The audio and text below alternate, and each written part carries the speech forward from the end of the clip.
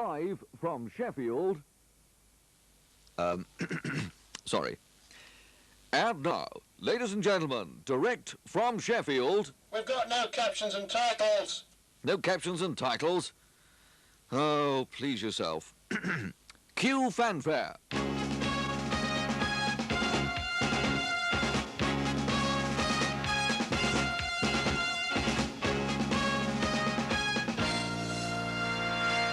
And now, ladies and gentlemen, Cheapskate Productions present a day in the life of Radio Hallam, wireless station extraordinaire. Extraordinaire? Well, wireless station anyway. Hallam is based in the Socialist Republic of South Yorkshire near England. Its headquarters are in Hartshead, central Sheffield, or Sheffield S1 1GP if you're postcode spotting. The radio station began broadcasting on the 1st of October 1974. This film doesn't even bother to tell you much about the radio station, but was made on location during 1975. It was originally produced as a film, sprockets and all, and transferred to video more recently. In the summer of 1974, prior to the on-air date, much preparatory work had to be undertaken. This idyllic location is Hartshead Priory near Blythe in North Nottinghamshire, the ancestral home of Richard Keith Skues, Programme Director of Radio Hallam and spinster of this parish. Surrounded by horses and beautiful countryside, it was a perfect spot in which to organise the radio station's programme output. Keith, that's me incidentally, who owned a Rover 3.5 car at the time, recruited some well-known names from the BBC, notably Radios 1 and 2. These famous names included Johnny Moran, Roger Moffat, Peter Donaldson and Bill Crozier. Not necessarily in that order.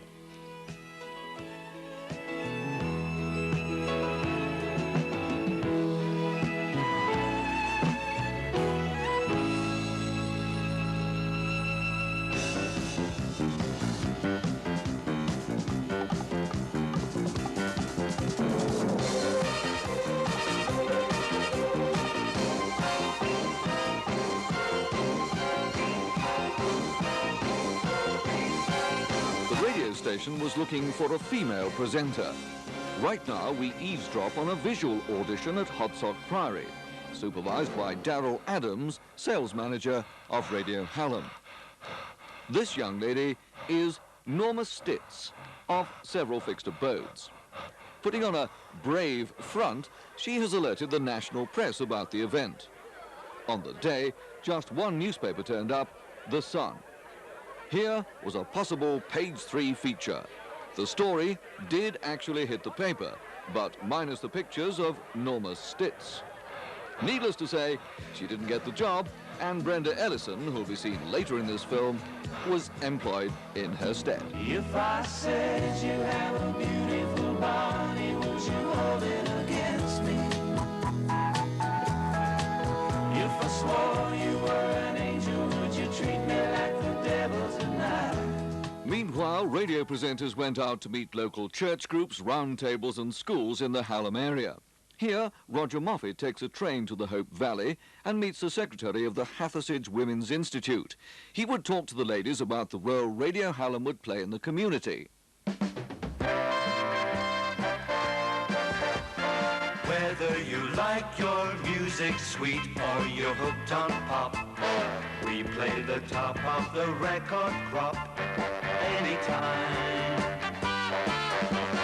And if it's news you want, you'll find that we're airborne from early dawn to early morn, all the time.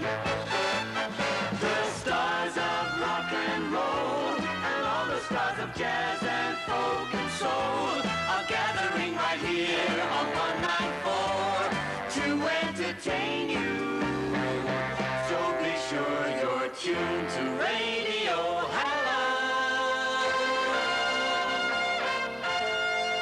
Stereo. Back at Hartshead in Sheffield, work was progressing on building the two main on-air studios. This is the mainframe known as the desk, which will be used for upwards of 15 years in Studio A. It was built by Audix and was one of the first commercial radio stations' continuity desks to come into operation. It was installed by Hallam engineers under the direction of John Orson, then chief engineer. Those involved were Derek Connolly and Mike Lindsay, and technical operators Bridget Whittaker and Mike Rouse. From this studio, a presenter would be self-operational. In other words, he'd play all the discs, tapes and cartridges, and at a similar time, keep an eye and ear on the radio transmitters which were located in Sheffield and Rotherham. The medium wave transmitter was, and still is, based at Skew Hill near Outerbridge. The FM stereo transmitters came into operation from Crosspool in Sheffield and Boston Park, Rotherham. Remarkably, the studio took just 2 weeks to put all the wires and cables, switches and dials into place. There were bits and pieces everywhere. Hey, that's a good title for a song. We don't wish to know that. Kindly leave the studio.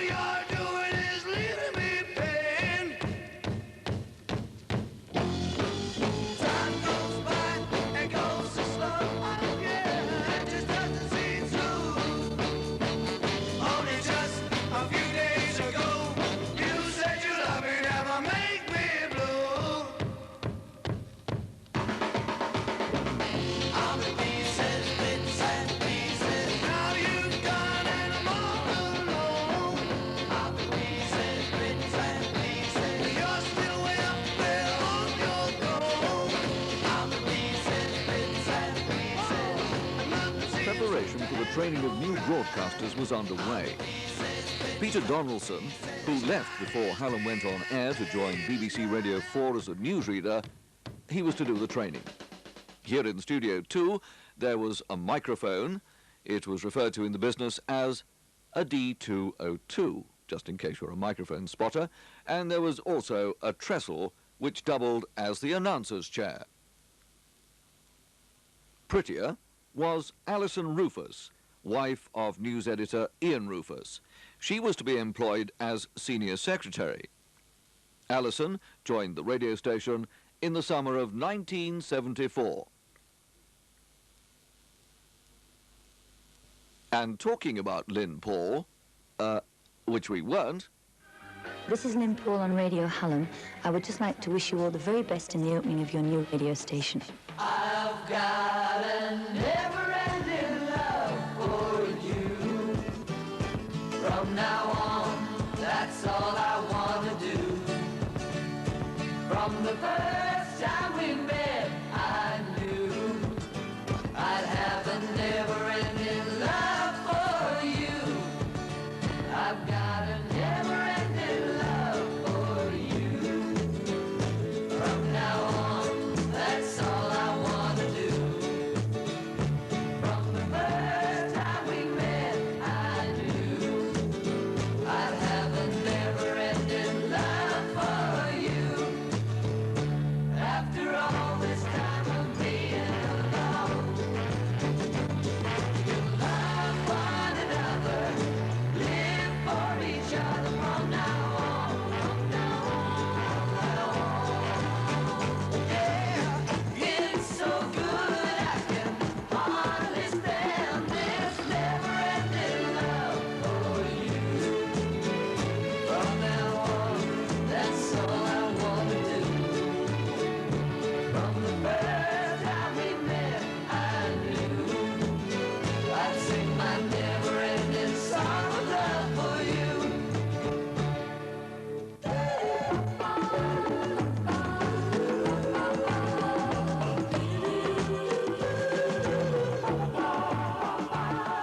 1974, the station mascot was a dog called Mottley, owned by Longdons, the builders who were constructing the Radio Hallam studios. He was at his best when dressed in the official Radio Hallam T-shirt and jumping around kicking a ball. Roger Moffat and Johnny Moran were Mottley's tutors.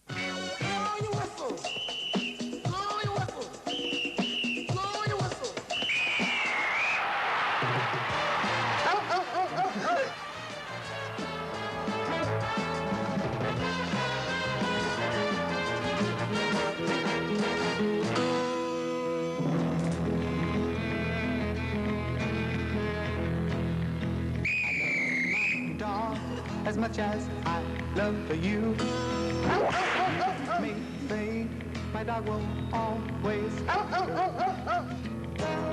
What's wrong with me is the food to give him strength. All he ever needs is love, and that he knows he'll get. So I love dog as much as I love you. It's no fun being a dog. As work on the new studios neared completion, a drinks reception for the Hallam staff was held in the boardroom in September of 1974. Although all those employed by the station were invited, only two turned up, Bridget Whittaker and Roger Moffat.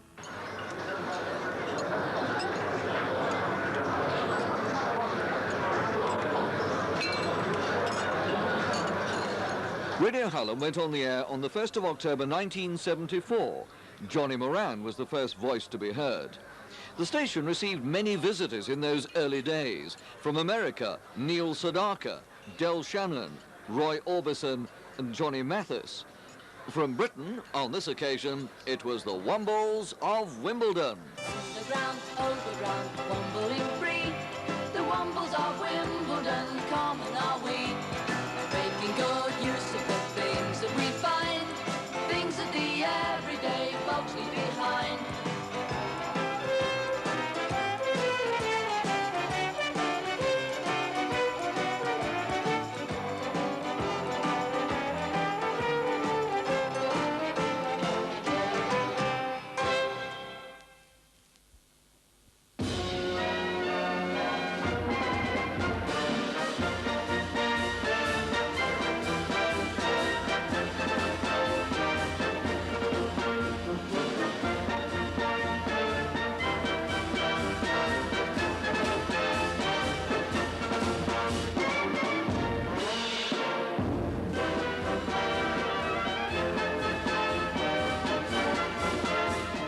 At weekends, members of Hallam staff appeared at functions in and around Hallam Land.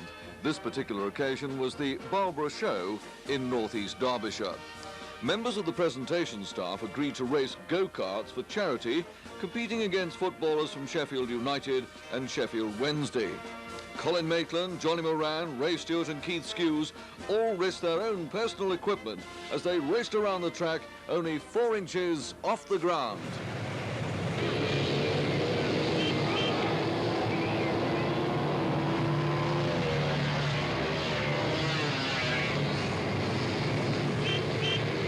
Place the number 1 position is Colin Maitland and Johnny Moran coming up flying past on the outside, and it's Keith Skues, and here we come, Colin Maitland again, and on the outside, Keith Skues.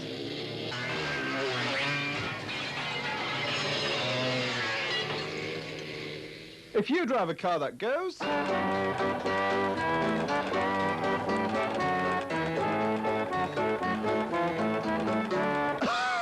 pick one that goes...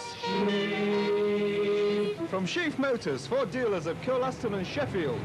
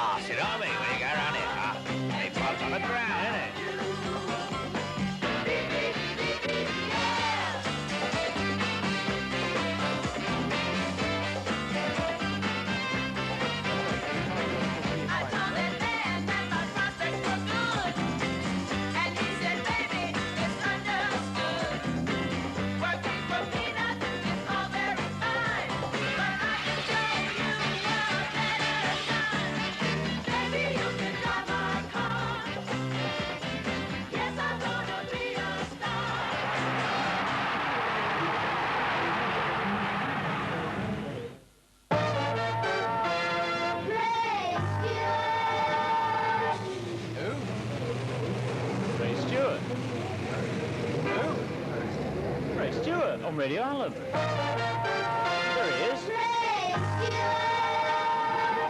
Not that Ray Stewart. The very same. No, that's not Ray Stewart. There he is. Is that him there? No, it's Derek Connolly. I think. Ray Stewart's a star, isn't he? No, that's an area. That's Ray Stewart there. There. He said we got He's a star, you see. You'd never dream. You're a star, you're a star. A long flute and a new guitar. And I know that you'll go far, 'cause you're a star. You're a star, superstar. On you go with your finest star. And I know that you'll go far, 'cause you're That's Ray Stewart with the thing in his hand. signed my name and the Friday came when the song that I used to sing came out on a 45. I sang it on the TV live as the music played. That's not Ray I Stewart. heard the people say, you're a star, you're a star. And I know that you'll go far. And that's their fans.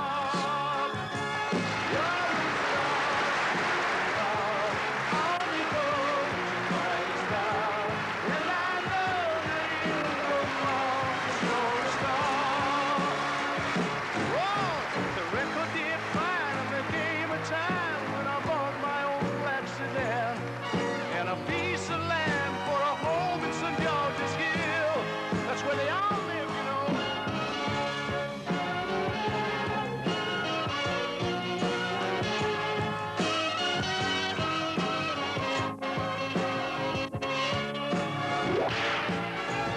When I'm low, I'm happy to go to the street where I used to play. Even now it makes me laugh to have to sign my autograph. For the folks that used to stop me just to die, nothing I'll say. You're a star, you're a star. Mommy flute and a good guitar. And I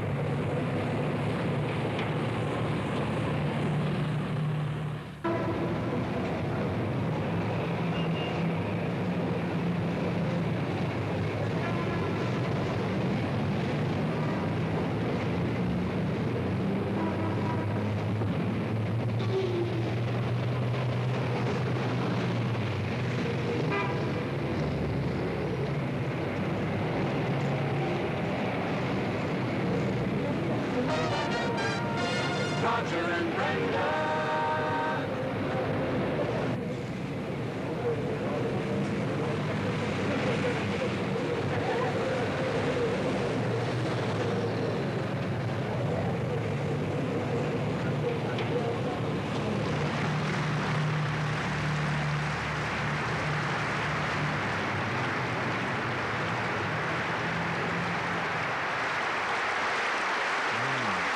Hello, carpet's been at it again. Goes back on Monday, you know.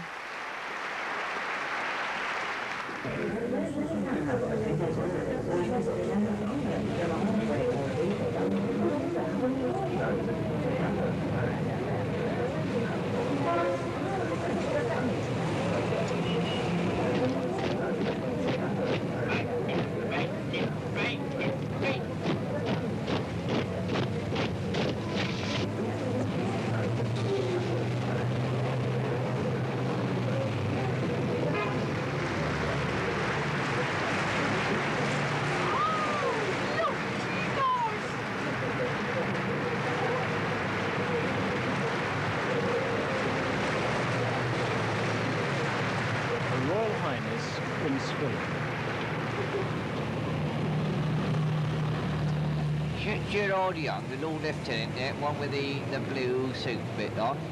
Could be. Got pretty quiet, isn't it? Yeah. She's going to do a speech in a minute. Could do. I should begin my speech with the words, my husband and I. Not original. Had it before.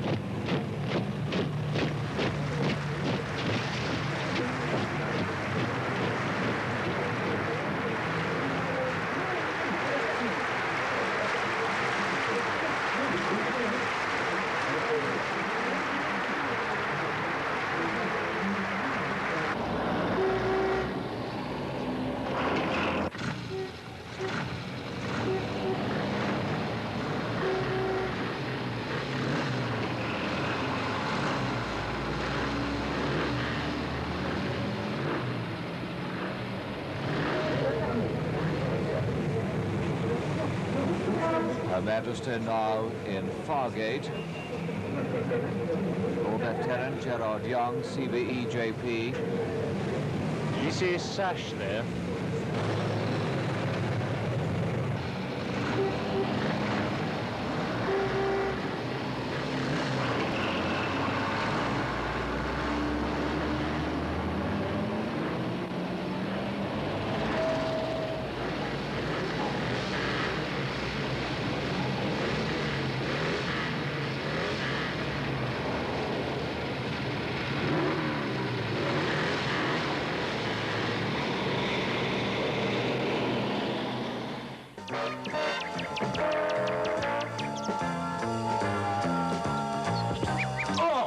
Lovely swinger there.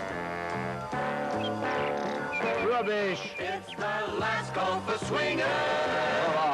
Right now. Bill McDonald out, caught and bowled. As usual.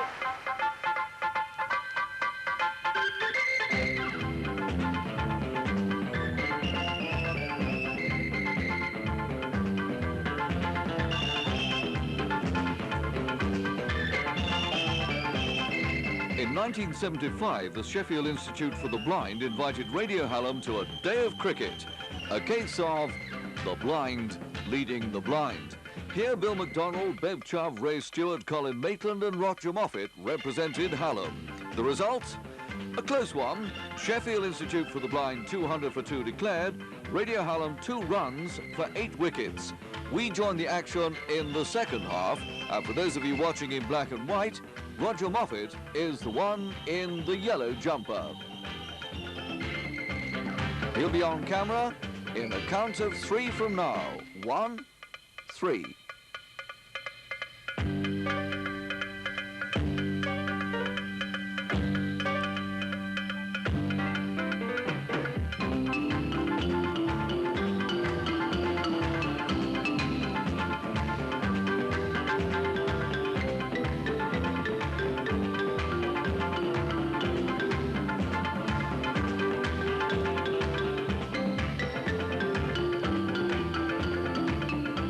It went for 4. Roger there arguing with the referee, but it was 4 runs to Hallam.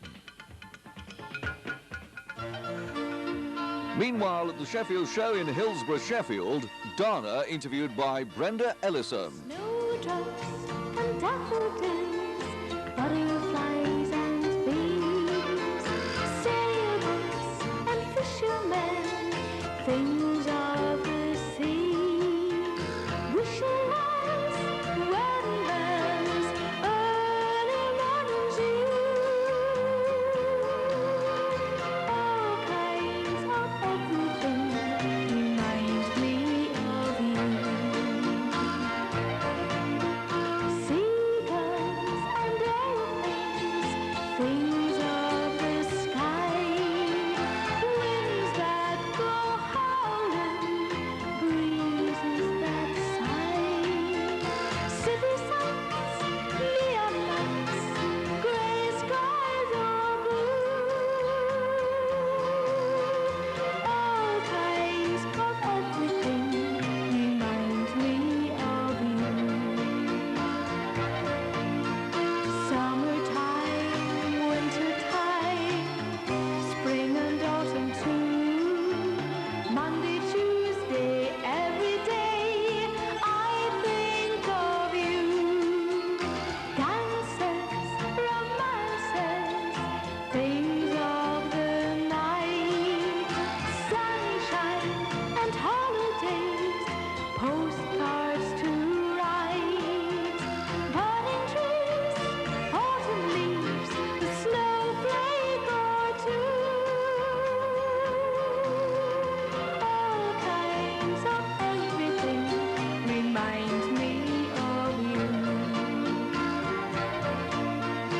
Summertime, wintertime, spring and autumn too, seasons will never change the way that I love you. Dances, romances, things of the night, sunshine and holidays, postcards to write, budding trees, autumn leaves, a snowflake or two, all kinds of everything reminds me of you. All kinds of everything reminds me of you.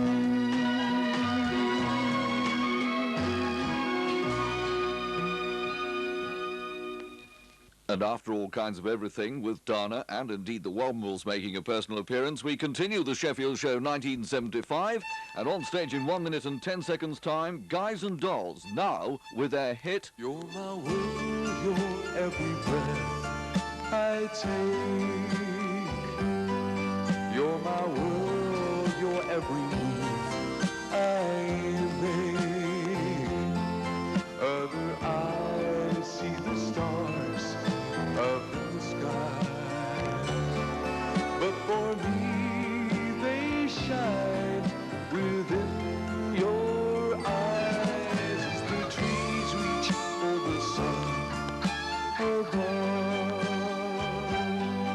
so my arms reach out to you for love. With your hand resting in mine, I feel a power so divine. You're my world, you are my night and day. You're my world, you're every breath I take. If I love ceases to be, then it's the end of my world for me.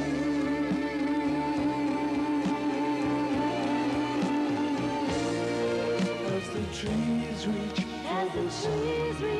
for the sun above, so my arms reach out to you for love.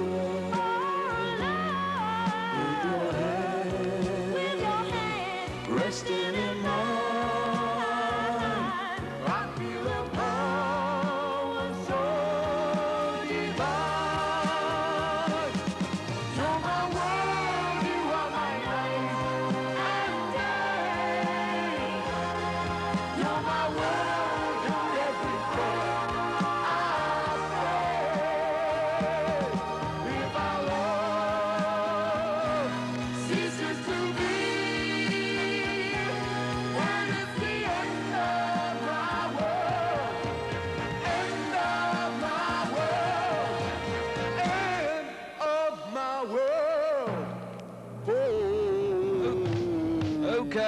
Okay, enough is enough. This is mega boring. Ladies and gentlemen, time for ice cream, dubbing, broken glass and old copies of Newsweek on sale in the foyer. We'll be back in a couple of moments' time. Independent radio came to South Yorkshire and the North Midlands in 1974. Hallam was awarded the franchise in February of that year. Early staff appointments were the managing director, no photograph available, the programme director, no photograph available as he was making this film, and the chief engineer who really did enjoy having his photograph taken. Now, for new members of staff, I had better explain that John Orson was Hallam's first chief engineer, just in case you were expecting a photograph of Derek Connolly, who does, from time to time, appear in this film. Early programme meetings were held on the third floor in what is now the record library, originally the boardroom. From time to time, guest stars used to call and see us, and at this meeting, which comprised board and management, the guest was Mike Darbo, who was with the Manfred Mann Group for many years. There goes Fred with his hands on his head, 'cause he thinks he's heard the bomb. And here comes Super Spade, who really puts it on. It's lots of fun, and I love to run up and down the stairs. I make as much noise as I want, and no one ever cares. And my name's Jack, and I live in the back of the grass. Even before Radio Hallam went on the air, we went out and about to promote the station and appear at discos throughout Hallamland.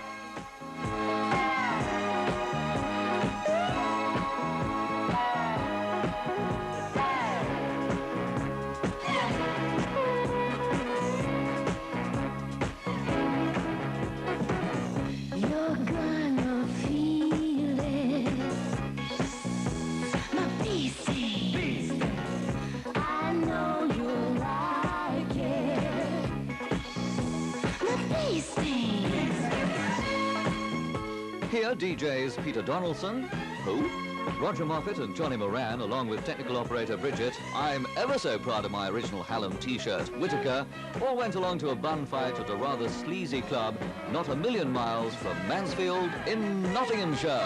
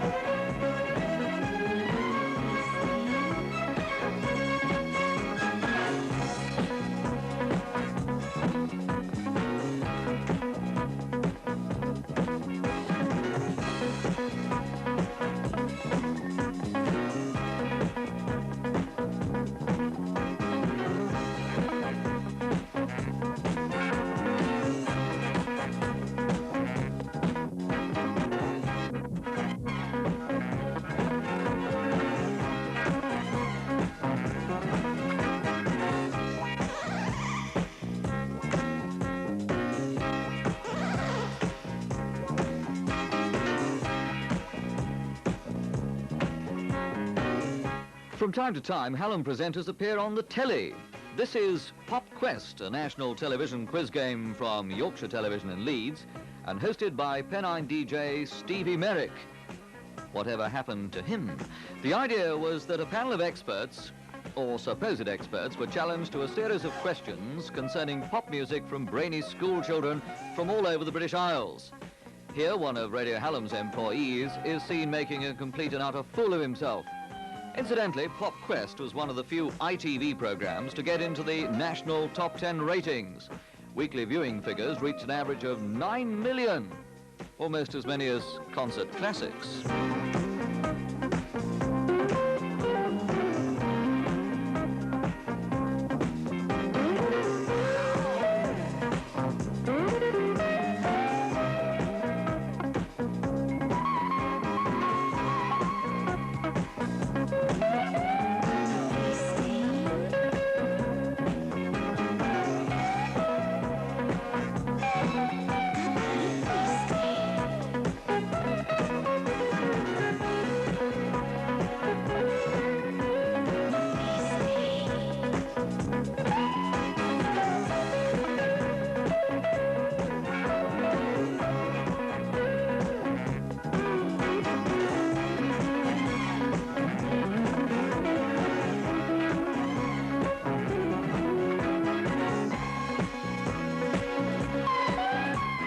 first day that Radio Hallam went on air, that was October the 1st, 1974, the station put a lot of emphasis on outside broadcasts, and so was born the now overused phrase, making radio visible. As was seen in part 1 of the film, we visited pubs, more pubs, and even more pubs. But by 1976, Radio Hallam had been banned from no less than 70 hostelries in Sheffield, and so it was decided to get out of the city. Someone had the bright idea of going to Doncaster. I think it was Derek Connolly who, with sales manager Darrell Adams, suggested the Impel show. The programme director invited all the ladies of the staff to the final day, but inadvertently forgot to tell them that they would all be roped in for a touch of the Royal Marines insult course. I'm sorry, that appears to be the well-known typing mistake. That should read, the Royal Marines assault course, clambering over ropes and generally having a good time. All complained of pains in the where's it or the what's it. After an escapade, we invite you to relive right now. Welcome to the lunchtime show. We're here in Doncaster to say hello. Just sit down and let the music flow. With Hallam Radio.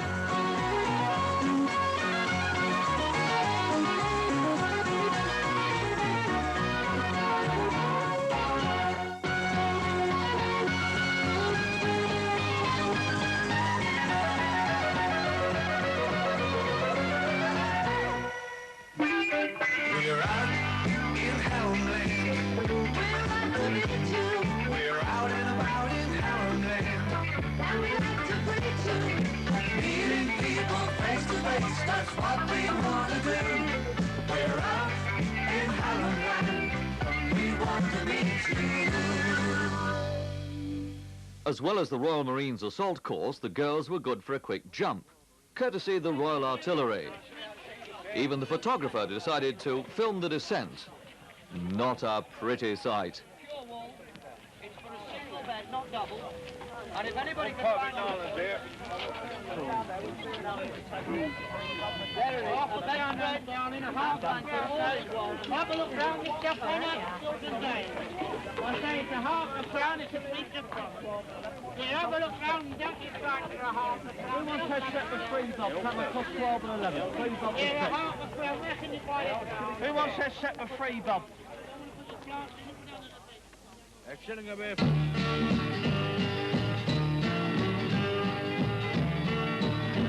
Why do I deny all that's accepted true?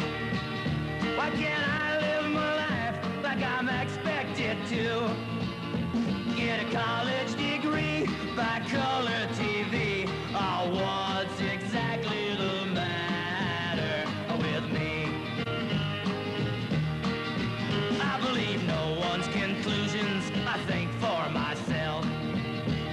take nothing for granted. My brain ain't on the shelf. I got my views, though I may sound confused. What's exactly the matter with me?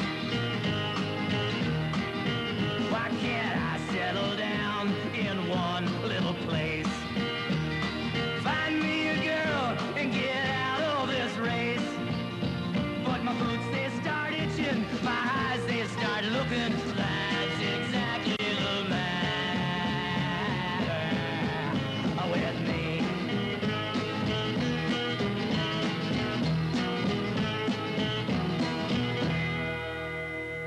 The Impel Queen for 1976 was Miss Jane Wilson from Edenthorpe near Doncaster. The soundtrack of this part of the film has been censored. Only the picture remains, and the band of the Royal Marines, who will eventually close the 1976 Impel show from the Doncaster Racecourse.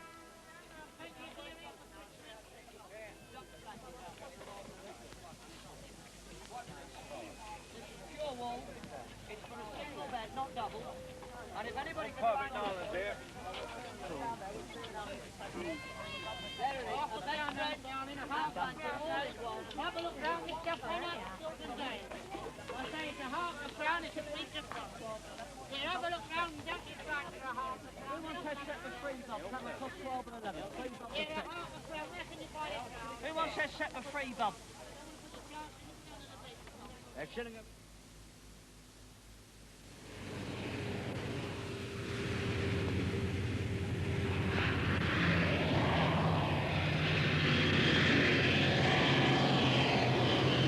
And so, after 3 days of broadcasts, Radio Hallam on wheels returned to base, but not for long.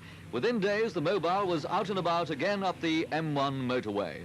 The location this time was Emily Moore television transmitter near Huddersfield, Britain's highest television transmitting tower, which is 1,008 feet above ground level.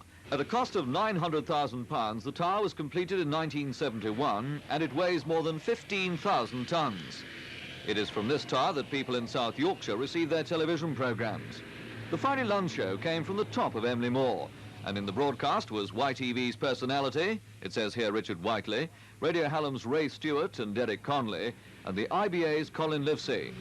The signal was not actually transmitted via UHF, but by landline to Sheffield and rebroadcast. I'm on the top of the world, looking down on creation, and the only explanation I can find is the love that I found ever since you've been around. Your love's put me at the top of the world.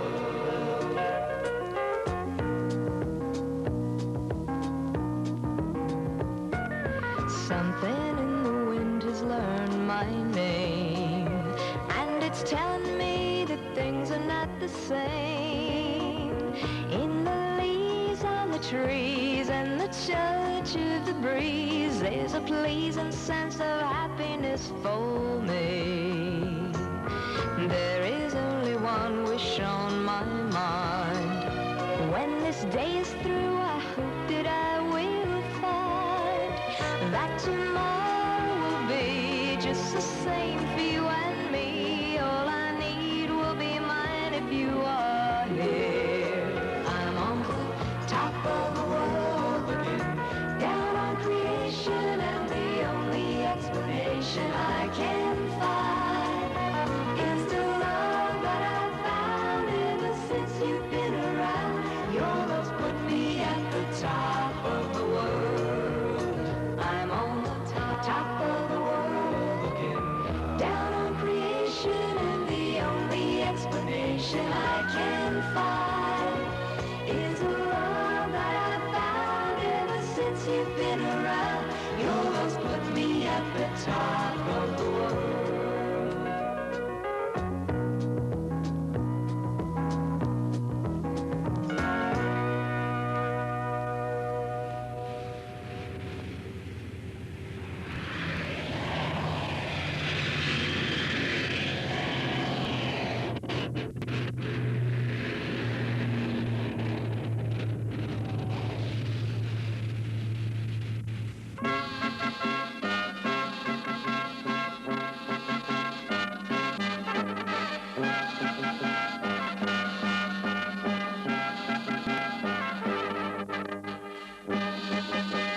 Unbelievable. But this was a cause for jollity. Radio Hallam's 3rd birthday, when we all went along to Eckington Hall and dressed for the occasion.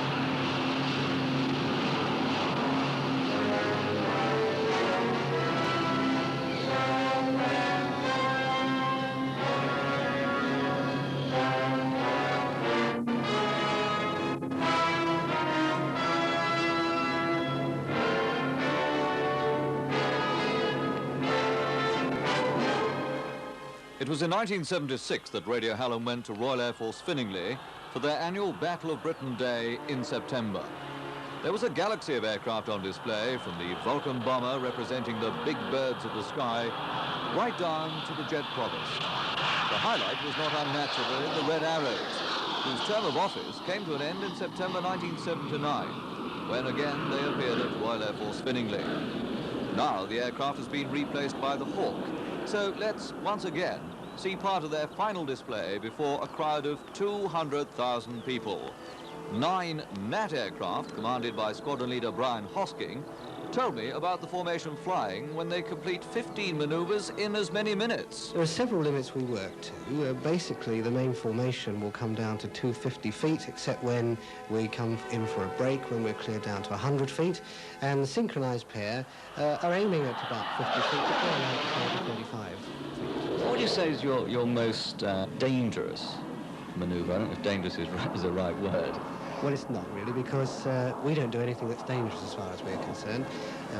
Any new manoeuvre needs a lot of thinking about, and we give it plenty of time. We only fly 2 or 3 aircraft in the formation until we've really got a feel for the new idea, and we will sit down and look at the videotape very, very carefully to look at any problem areas. By the time we come to display, everything is so well known to each pilot, we all know exactly where the other aircraft are and what's happening. Nothing we do we consider is dangerous.